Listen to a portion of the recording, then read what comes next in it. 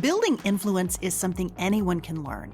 It's an investment you can make in yourself, and it can hold the keys to achieving your dreams and having the life and impact you want to have. I'm Laura Cox Kaplan. I've learned a lot over 3 decades about building and sustaining influence and how using it effectively can make a big difference in your life and career. Here on She Said podcast, we're digging into the different dimensions that help us build and sustain influence. If you thought being an influencer was just for social media, think again. Whether you're starting a business, raising money for a cause, negotiating a promotion, running your household, or trying to connect with those who don't share your views, understanding and using the different dimensions of influence will increase your chances of success, whatever your goals may be.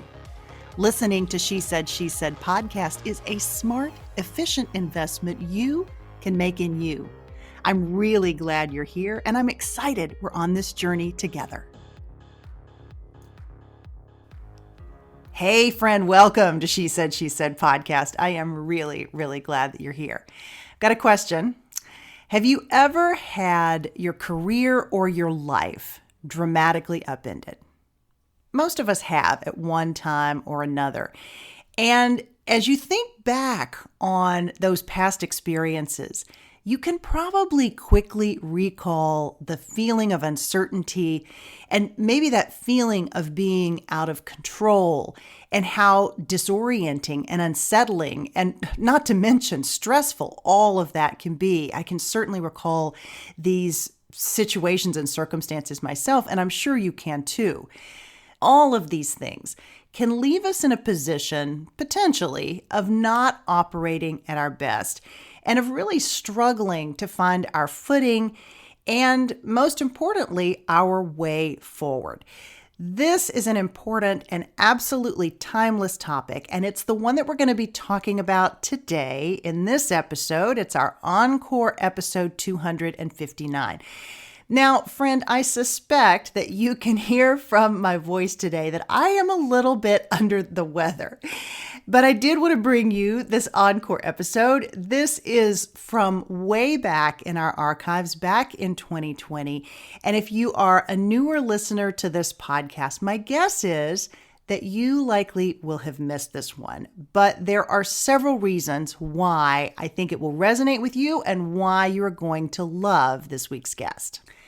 Maggie Craddock is an executive coach, and she's the author of a book called Lifeboat: Navigating Unexpected Career Change and Disruption.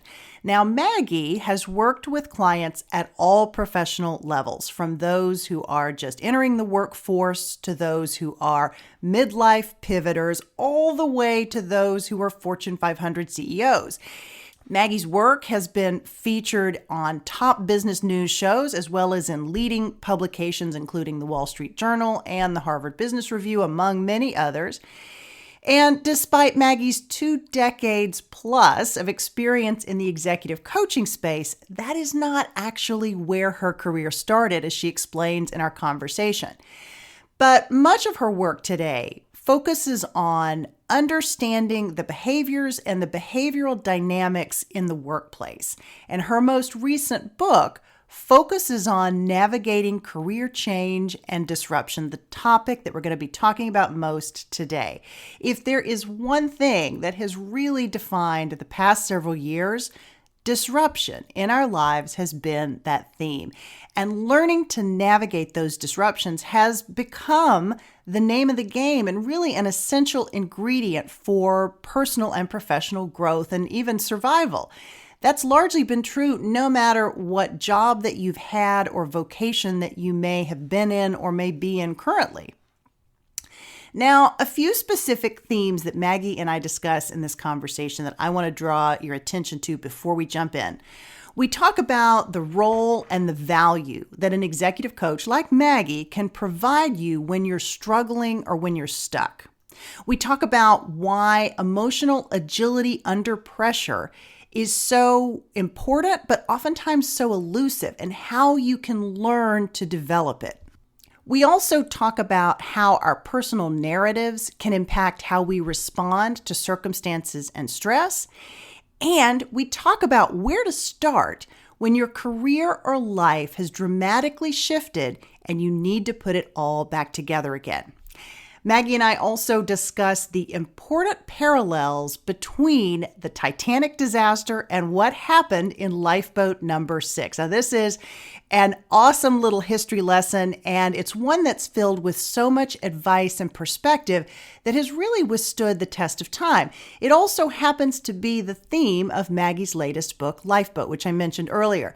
Now, friend, once you have a chance to get to the end of this episode, I would love to hear your feedback. Please share with me which topics from the conversation resonated most with you and what experiences you've had in navigating turbulence and disruption in your life and career. I would really love to hear. For now, though, here is my encore conversation with the fabulous executive coach, Maggie Craddock. Maggie, welcome to She Said, She Said. Well, Laura, thank you so much. I'm delighted to be here. I have been really excited to talk to you this morning because I love the book. But before we get into that, talk a little bit about what you do. You are an executive coach, but why do people come to you? I think people come to me, Laura, very smart, experienced people, when they realize that they've hit a situation that they just can't think themselves through anymore. You know, I tell my clients all the time, my job really isn't to get you to listen to me. Although when we have strong advice, I hope they do, because there's some experience there. But my job is to get you to listen more carefully to yourself. Interesting. To tune in, right, to the emotional wisdom that we know you've already got, except when things are anxious, when people are pressured. Sometimes the most brilliant people find that their brains flatline and they don't have access to the logic they have under more normal circumstances. Why would somebody come to you, though, versus going to a therapist? Like, how do you decide if you need an executive coach versus some other kind of help? Well, you know, I think what we do with coaching is we have a very disciplined approach to helping people learn how to trust their decision-making process and cultivate emotional agility under pressure. Mm. So most of us actually have conditioned responses that kick in faster than the speed of thought, that can go to how we react to people under pressure if we're tongue-tied when we, want to speak truth to power. And many people come to me and they've heard me speak, they've heard me in presentations over the years, and suddenly I get a call. We may have even talked in a networking meeting, and they say, Maggie, I just did something and that wasn't me. I just blurted out something on national television I wish I could take back, or I really had my opportunity to speak truth to power and actually no voice came out of my throat. That wasn't me. And my answer is yes, it was you. And it's a little bit of a power style learning moment, because people's conversations with themselves and connection with themselves can break down under pressure when they're so busy keeping that game face on that they're suppressing a lot of things that can pop out sideways when they least expect it. Yeah. So it's not necessarily a matter of changing yourself, although it might be, but a matter of understanding why you reacted in that way. Is that fair to say? I think that's really a fair way of putting it, Laura. I think we all operate from a series of strengths and blind spots that are often conditioned responses from systems we've been in along the way, family systems, workplace systems, community systems, right? And what we want to do is cultivate the ability to be present, to listen and react in the present moment in a more even-handed way, right? And not sort of lapse into some narrative where we find ourselves, justifying losing our temper or creating some narrative that is really disempowering us and not showing us what our authentic strengths are in the moment. And when people learn that inner alignment, which is one of the things we talk about in coaching, they're better able to present themselves formally and informally in a wide variety of contexts and do things like negotiate conflict in a way that fortifies their personal integrity rather than diminishing it. Yeah. Talk a little bit about how sort of people have come to you during this period of COVID and what some of the challenges are that they're dealing with. because many people have had such disruption at all levels of their life right now, Laura, in terms of how they're parenting, concerns about getting their kids back to school, concerns about modeling the kinds of emotional agility we want our kids to have when now they're learning online and they're not in contact in person as much with other kids. I've had a lot of people talk to me about sometimes the conversations with themselves are breaking down because they don't get a moment off stage. Mm, They're getting off a Zoom call and their kids are right there, right? right. Or they're doing something and they have to immediately be on and switch those gears from their professional role to their personal role without any chance to sort of like hit regroup in between. That's such a great point. I hadn't thought about it that way. It's a little tough, right? Yeah. Because one minute maybe you've lost an important document, heaven forbid, lost an important client, and right as you're trying to regroup from that, one of your kids comes thundering in and they're worried about their laundry, or is somebody going to make them a sandwich or something like this. And we all, right? And we Yes. all want to be our best selves with all people. But it's also been a fascinating crucible for people to learn about themselves, because your ability to respond with humor and good natured in an even tempered way under those kinds of moments is pretty close sometimes to the conversations we have with ourselves. And what I tell people all the time is, under conditions like these, where there's so many different pressures, it's vital that we be patient and compassionate with ourselves and don't try to suppress our feelings. Mhm. Tune into what those are. And possibly one of the most powerful things we can teach those we love, whether we're taking care of elder parents or kids or anything like this, is not to make it all look so easy, or not to just distract ourselves from our feelings by binge watching television or making another round of chocolate chip cookies, right? Right. Here we go again. Yes. But just getting in there and saying, hey, I'm going to take a minute. I'm feeling frustrated. Let's not emotionally exaggerate it. It's not the end of the world. I'm feeling frustrated. I'm going to take a walk. And sometimes with your kids, do you want to come with me? Mhm.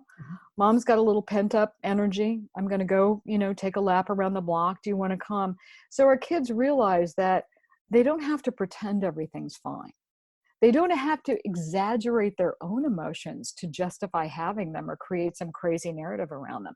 It's okay to be frustrated. It's okay to be impatient. And we've got constructive ways of dealing with that so that you can get back into perspective and do the next right thing in the present moment.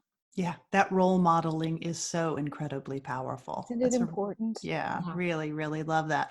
Okay, it's a great segue to talk about your latest really fabulous book. I love this book, Maggie. I really did. I talk about that in the intro. I think it's terrific. It's called Lifeboat: Navigating Unexpected Career Change and Disruption. You're using the Titanic and what happened both as it led up to this crisis, but also what happened with the survivors. Talk about the inspiration for this book. Why the Titanic? Well, I think that the story of the Titanic is timeless for so many of us, because those questions that people ask themselves at a very human level, those survivors on the Titanic, are actually similar to some of the same questions we're facing today, right? For sure, yes. How bad will this get? How long will it last? I mean, who can I trust The when I feel it? uncertainty, right? The uncertainty, and how will going through all this change me, right? Just those basic human questions.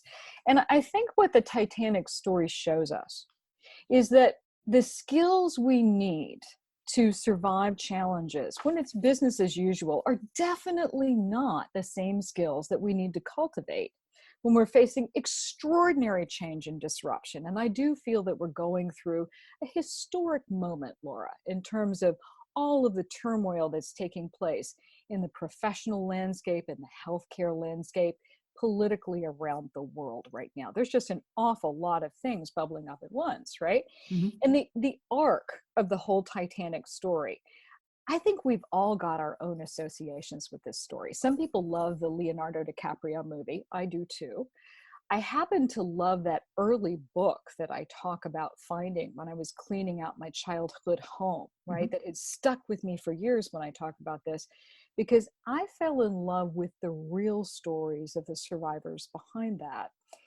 And I think one of the most important things for people to bear in mind in terms of how this story of the Titanic is so helpful in terms of helping us learn the lessons we need to really thrive in the face of unexpected change, is to bear in mind that there's this thing I talk about throughout the book, this shift from big ship thinking to lifeboat thinking, right? So big ship thinking? The big ship mindset, right? Mm-hmm. That mindset that people had when they bought that ticket, launched that boat, and took off on that journey, right? Everybody came in with a narrative, a story, and a role. And then how that shifted to the lifeboat mindset. And what I think is particularly important for people going through all the changes we're facing in the world today to bear in mind is that mindset and the way we think about the Titanic story helps us understand that what took that ship down started before it ever left port. Right?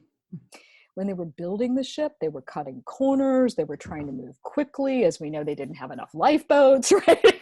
Right. They take off. They're going through the Atlantic a lot more quickly than they needed to, because this was larger than life. It was impression management.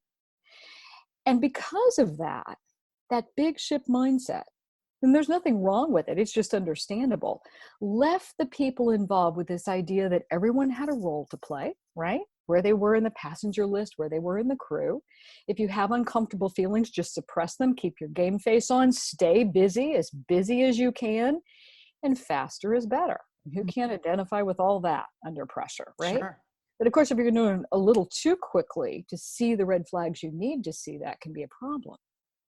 And then where the whole mindset shifts is when you picture people who'd bought their ticket, got on board this ship. Suddenly, before they know what happened, they're huddled together in tiny watercraft in the middle of the Atlantic Ocean. They don't really know each other.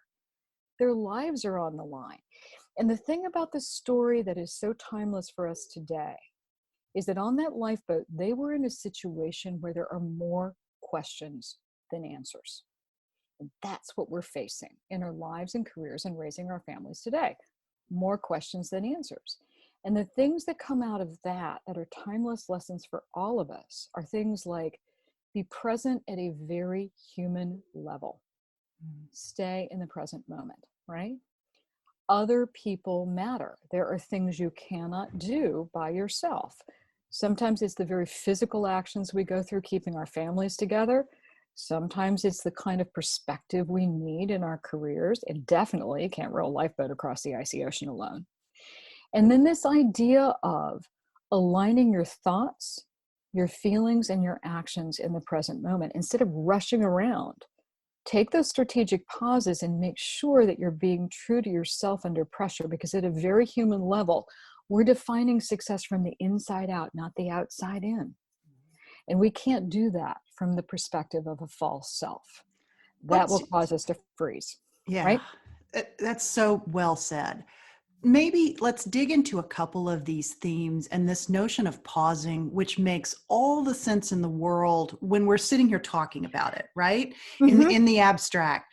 But the reality is when you're in that moment, whether you're, and God forbid, you're on a sinking ship or you're in, facing a corporate disaster or a personal crisis, what's your advice for people in learning how to pause, in learning how to be present in that moment when, literally, the shit's hitting the fan. Like it's just more, you're drinking from a fire hose, use any analogy. How do you do that? Laura, I'm so glad you asked, because there's a lot of discussion of pausing in the global conversation. We all pay lip service to it now. You need to pause. Oh, right. Right. And that is definitely not what comes naturally when adrenaline is flooding through our systems. Right. It's like someone telling you to relax. Don't tell me to relax. Right? Yes. So the first thing I say with pausing is I invite people to do it imperfectly. Okay. I can't tell you the number of times I've had a client jump on the phone with me and say, Maggie, I tried. I was in my staff meeting. They just weren't getting it. I tried taking that strategic pause and I had to step out of the meeting and call you because I'm so frustrated and the stakes are so high right now. I'm like, good for you. You need to do it. Get right back in there. One thing that helps people develop that emotional muscle around pausing is if they can just take 10 to 15 minutes in the course of a day, any day, and try to do everything they're doing at half their normal speed. It sort of helps you understand how quickly your brain cycles through your to-do list, how acclimated we are to multitasking, and really in many ways, how cut off we are from just being present right in that moment and really getting in touch with what we feel and how those feelings are creating a narrative and an interplay of thoughts within us. We get dragged off track all the time with this. It's amazing how many wonderful senior executive women I work with who are amazingly compassionate and patient with their children, with their family members, with their spouse, with their parent, often sometimes with people they're mentoring and their own staff and employees, and they're so tough on themselves. They cannot admit to some of the feelings they're experiencing. And if they could normalize those and just face them, it's not just that I'm anxious. It's actually that I'm very disappointed and frustrated. Face it, work through it, the moment's over, right? Yeah. The same way they would help another person with it.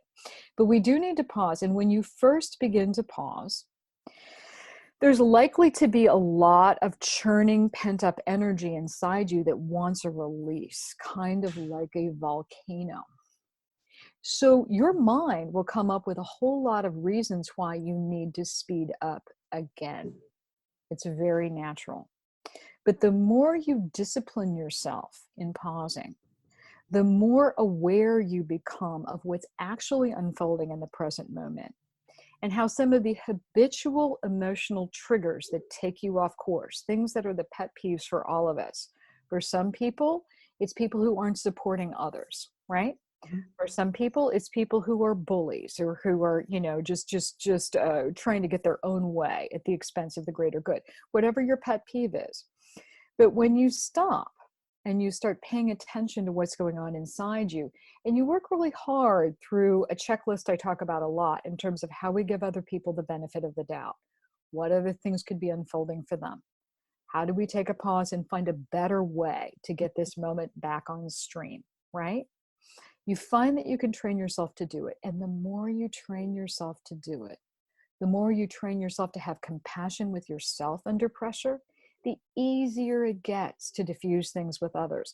I've had clients come back to me and say, Maggie, I was in a meeting, it got tense. Somebody said just the perfect thing that brought a little bit of humor into it. Everybody laughed and all the tension dissipated. And suddenly I realized that person was me. Who knew? I've been so used to just trying to even things out and get the excessive drama out of how I'm dealing with myself that now it's begun to happen naturally when I'm dealing with other people. Yeah. Do you see gender differences at all, or is this really sort of a phenomenon that affects men and women kind of equally in how they react to the challenges with taking that pause? No, I see a lot of gender differences because a lot of my research work has been around power styles. I've done some articles and wrote a previous book called Power Genes for Harvard. And when I did that, I had the chance to talk to people with different power styles all around the world.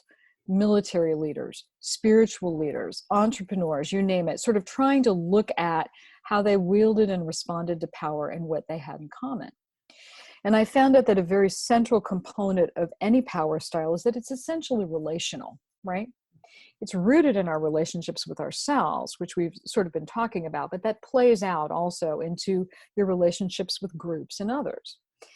And when I study power styles, I find that many women in the first system they were ever in life, the family system, are socialized often. Now, this is a generality. There are exceptions to this. But women are largely socialized to try to be good enough in their caretaking roles towards others. So I've had extremely seasoned senior executive women who are just fearsome on the job and brilliant, still call me up in some of those conversations they have with themselves and say, I still worry, am I a good enough wife? Am I a good enough mother? Am I a good enough board member? Am I a good enough date? Right. They're always trying to meet those relational needs, right? And so sometimes the way that they can overdo it or underdo it is related to the frustrations of feeling that they need to put other people's concerns ahead of their own. And of course, in an environment right now where people's physical safety is on the line, you know how important that is for women to make sure, and for men too, but as women, as caretakers, as mothers, we really get in there around wanting to know our kids' teachers and how are they doing and how do we support them, and different children learn differently, and all of these nuances that we're so tuned into, right? I mean, even our definition of success needs to encompass our ability to be there and our sense of being able to be responsible in those roles. Now, men are very keyed into this too, more and more, and we're all trying to raise our sons in such a way that they understand all of these different nuances. But depending upon your generation and depending upon the power style of your parents, some young men are actually socialized to sort of expect power in a group and be more competitive purely around these issues of power and financial power, right? You know, the hierarchy and financial power. And women have such a broad range, such a diverse range of things they're looking at in terms of how they assess their own effectiveness. I think that comes into play in all of this. Yeah, so fascinating. So fascinating. All the more so, you use as one of the central characters in the book, um, one of several. You talk about Lifeboat Number 6, which of course included Margaret Brown. And when you take what you just said about the differences between men and women, again, generalizing, but think about a woman of her generation Oh, and the role that she played as it relates to this. So for those who don't know, let's talk a little bit about Lifeboat Number 6, some of those leadership lessons, and specifically about Margaret Brown. well, thank you, Laura, because this, I think, is a real crucible for all of us to consider in terms of how people's relationships with themselves can then impact their ability to work with the energy of a group, right? So when Robert Hitchens was put in formal command of Lifeboat Number 6, and one of the interesting things about Hitchens is he'd been the guy whose hands were actually on the wheel of the Titanic, the ship writ large, when it was moving full speed ahead towards that iceberg. But he was a more junior person, right? Correct, because he was a more junior person and one of history's most tragic examples of responsibility without authority, right? Right. The poor guy was not authorized to turn the ship, even though he'd heard the iceberg warnings from Frederick Fleet, because his superior officer was out of the wheelhouse at the time, and there were a whole lot of reasons there was nobody there. And he got the order to turn it at the last moment. But of course, that came too late. And as we know, tragedy ensued, right? So meanwhile, he's got all this trauma rattling around inside his being, but we're all operating under this constant adrenaline and pressure on the Titanic. He's put in charge of Lifeboat Number 6. He and Frederick Fleet, incidentally, and another gentleman, Arthur Puchin, are the only three guys on a lifeboat where there are over 40 women loaded, many of them from first class, and one of them is Margaret Brown. So when they lower this lifeboat into the water, here's Hitchens going through whatever he's going through, trying to maintain that image, that role we talk about, right, from the big ship mindset. I'm in charge. Here's my rank. Here's what we're going to do. It's not going well. He's breaking down under pressure because we can only imagine the suppressed feelings he's dealing with. But whatever's going on in his psyche, he's telling everybody they're doomed. He's refusing to row. He's becoming pessimistic. He's turning into himself, and he's not leading effectively, right? And the problem is all these women aren't strong enough to pull those oars through the water on the boat. So here's Margaret Brown, a gracefully aging grandmother and divorcee who only got on that boat in the first place to get to the side of her sick grandchild, right? So she's watching the other women and she's trying to observe in the present moment what she can do to help, how she can support. So she looks out and she sees other people from steerage who, you know, a lot of the people from first class came on with clothes and furs and everything. She's taking off items of warm clothing and she's putting them on shivering people. She's listening to the other women from first class who are used to having things smoothed over for them. And Laura, things are not going smoothly. She's Exactly. talking them through a little bit of that frustration so we don't have a mutiny in this quadrant on the boat, right? And then I think in one of the most remarkable moments, she gets this great idea. She realizes we're not strong enough to do this individually as women, but if we organize two to an oar, we can move through the water. And then they're warm, they're more likely to survive, and they're moving. And Hitchens doesn't like it. He sees it. He's still caught up in that old definition of who he was. He's not in the present, and he tries to stop her. And that's where I think she actually cultivated a strength she didn't even know she was capable of. She rose up on that lifeboat and she shut him down. And she told Hitchens, if you don't stand down and stop with the pessimism, we're going to throw you overboard. And everyone else on that boat rallied around her. She became the informal leader. I tell people all the time, I don't think Margaret Brown got on that boat with a naval career in mind. Right. Right? I don't think she was thinking her way through this. I Right. think she aligned her feelings and her thoughts and her actions in the present moment. And that's how greatness found her. Yeah. I mean, such a fascinating story. It really, I mean, folks need to read the book to get the sort of full context. But it's an amazing, amazing story. Let's talk a little bit about how, thinking about today, how do we find that inner strength under pressure? We talked a moment ago about the importance of pausing, but maybe other thoughts around how we really dig deep and find that strength that we may not even know we have. Well, I think that that's such a lovely question, Laura, and so important for all of us, because one of the skills at the heart of Lifeboat is emotional agility. And emotional agility is a skill that can be learned.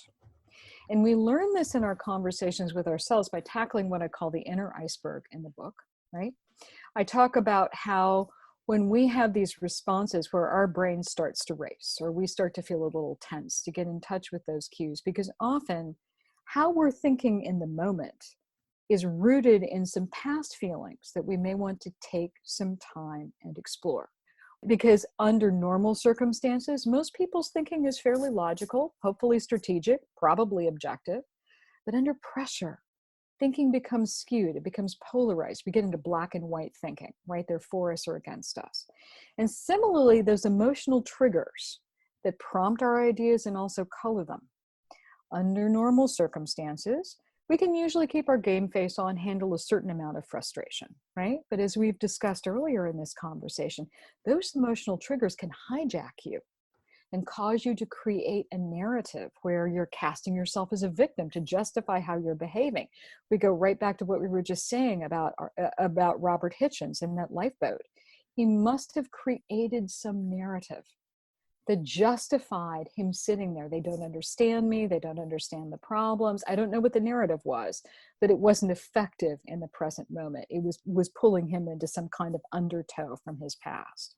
So there's that about trying to align those thoughts and feelings with what's going on. And I think it's also important to remember the value of other people. Even as we're raising our kids, we want them to be in touch with their feelings. But we also want them to be in touch with the way that other people feel about themselves when they've been in their presence, not just their feelings. Mm-hmm. Other people have reactions too, right? Based on their backgrounds. So I think one of the things that comes out of the lifeboat process that's very valuable for all of us in our personal and in our professional lives is something that I call lifeboat feedback. It's how you make sure that you've got people in your life that you can go to and you can really be emotionally honest with, and they will listen to you in such a way that they're not trying to one-up you by offering unsolicited advice, but they're actually trying to listen to make sure that you're being true to yourself under pressure, right? Mm-hmm. We've all got these people. Sometimes it's our spouse, sometimes it's a close friend. I don't know, but those people that you can really call when you need to, right? Mm-hmm. We need to invest in those types of highly human and personal relationships so that when we think we're coming off course, we can describe a situation to someone and say, you know, do I sound like I'm being emotionally honest here? Or are there feelings I might be suppressing, right? Mm-hmm. Am I judging another person fairly? Or, you know, am I sort of thinking of something in the past and maybe casting them in that light? Am I being clear with myself about my motives here? If I'm not, why not? That keeps us aligned with our values and keeps us on the beam under pressure. Because again, when we're making these big decisions, where can I work? Where will I thrive? Do I need to change jobs? What do my kids really need to learn to get the socialization they need to be able to be effective and competitive in this workplace, right? Mhm. It's not all about the logic. It's also about how we process powerful emotions and how we connect effectively with other people, and particularly under pressure. Yeah. Let's talk a little bit specifically about career evolution, really career and personal evolution, which is a fact of life, but is not always presented in a manner in which people understand and know that this is going to happen. You are going to evolve, and you should be evolving in every job that you have, evolving and recreating and continuing to grow. But it can seem to be a topic that can be difficult for people, especially when they're forced to make a pivot that's unexpected. Maybe they're laid off. And I think the current environment is a great example of so many people having to deal with an evolution, a change that they didn't see coming, and this pivot that's required. Maybe talk a little bit about the best way to navigate that as we look at the learnings from Lifeboat and how we can think about career evolution in that context. Well, thank you for that question, Laura, because I think it goes to the core of the methodology I've tried to work with clients for the past 20 years. And the timing around Lifeboat has just been incredible for this. Yeah. But the point of the matter is that there's a lot of great tactical advice out there for people about how to check their resumes, how to network, how to do a lot of cognitive tactical tasks, right? But when it comes to these things like, is it time to leave a current job? Do I have the money to do this? Is this the right thing for my emotional stability at this time, right? Many people actually get discouraged around career work because they've missed an important pre-step that Lifeboat talks about. And I think it's really critical to do this pre-step so that you can apply other strategies in a more effective way for you. And that is, they can go through career prioritization and a whole sorts of things, but they're operating from the perspective of that false self. Mm. They're trying to be who other people expect them to be.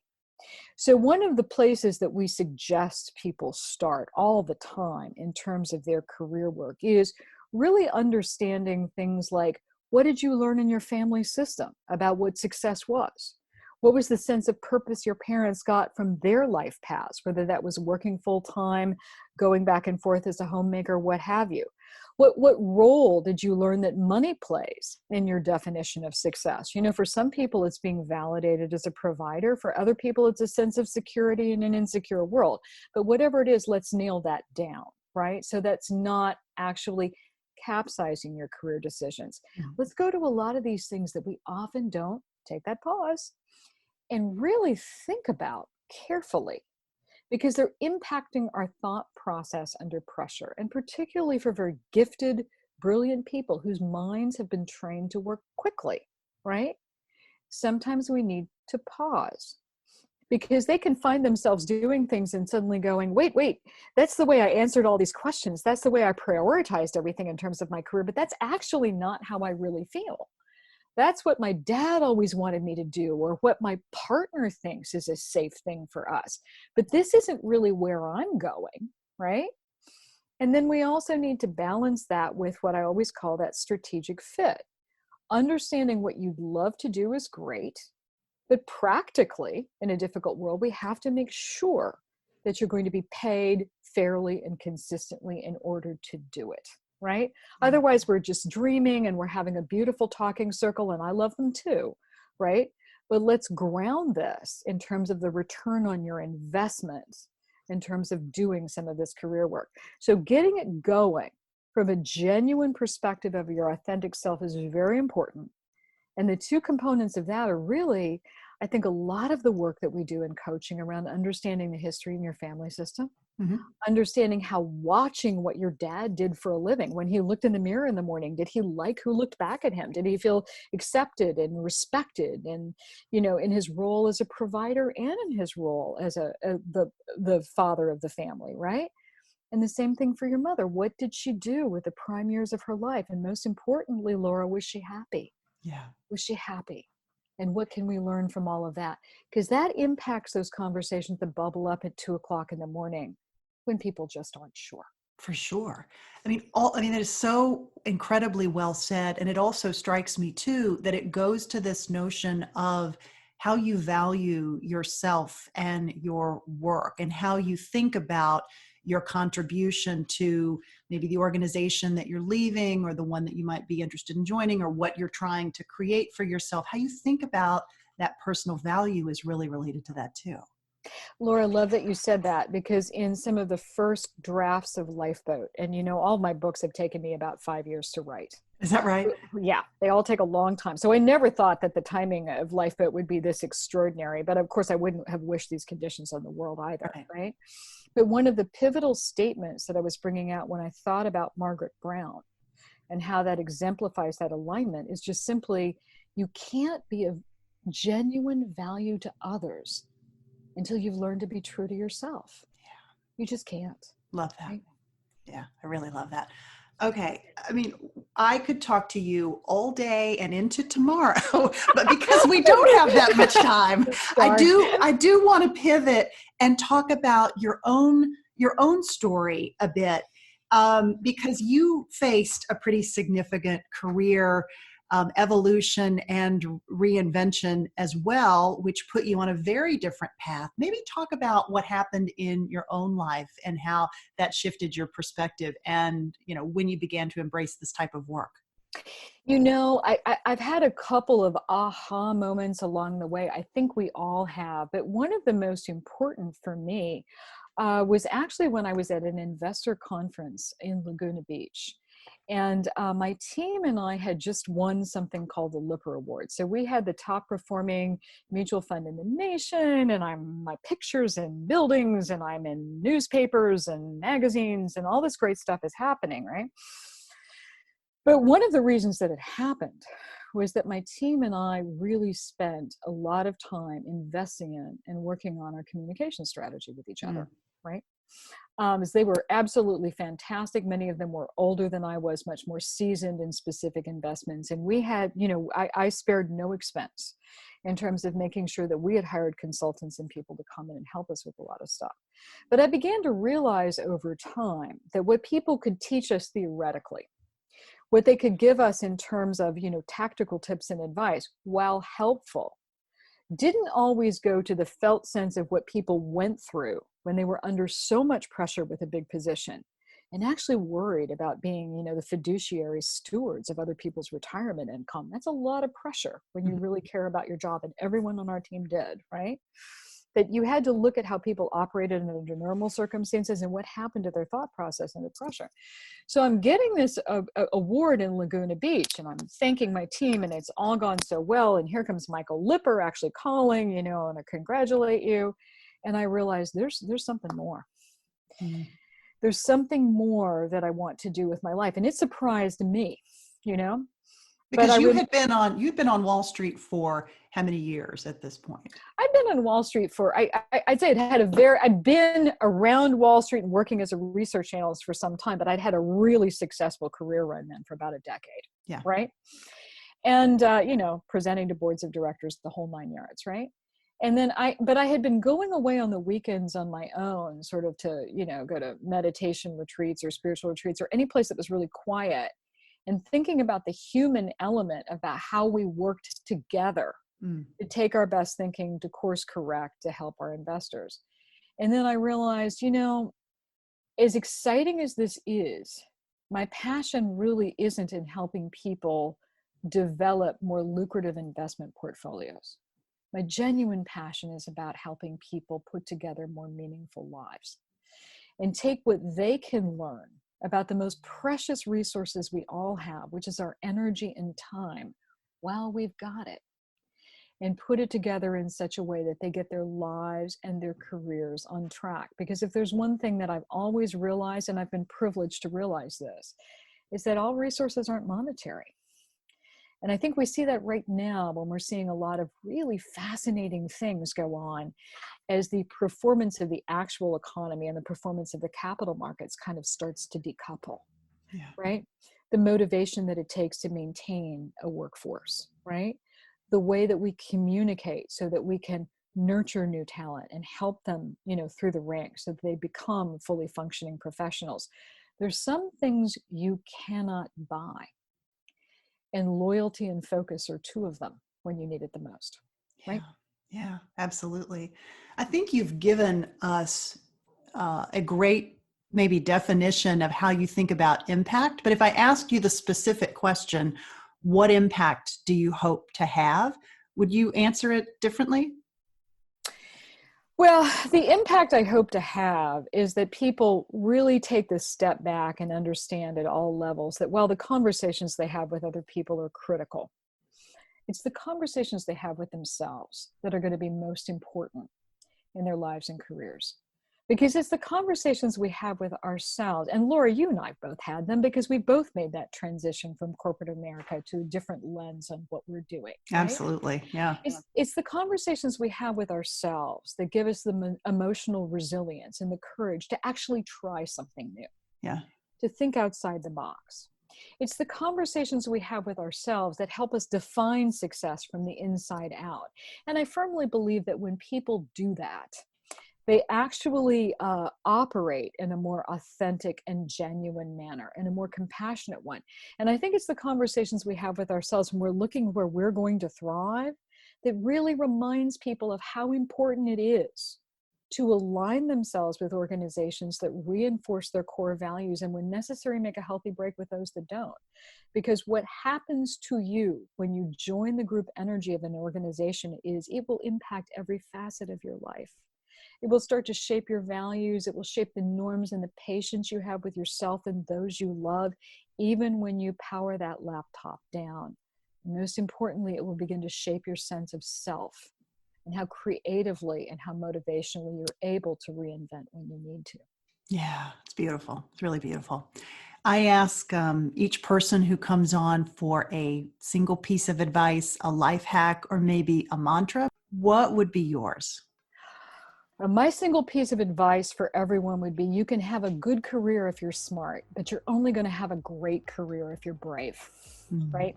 Yeah. And that kind of courage is the courage to really look within and be real about what's going on inside you, because if it's true for you, it's true for others as well. Yeah, very well said. Maggie, thank you so much. The book is called Lifeboat. I will include a link to it as well as Maggie's terrific website in the show notes for this episode. I so appreciate you being here. This was just fantastic. I loved it. Laura, thank you so much. I've thoroughly enjoyed this as well. Hey friend, thanks again for listening. If you find an extra minute in your day, please be sure to let me know what you thought of this week's episode, and do share your thoughts on any other topics that you would find interesting as we get ready to launch our new season in the fall. In the meantime, though, enjoy the remaining days of your summer, and I'll talk to you again real soon. And remember, She Said podcast is produced weekly by She Said Media.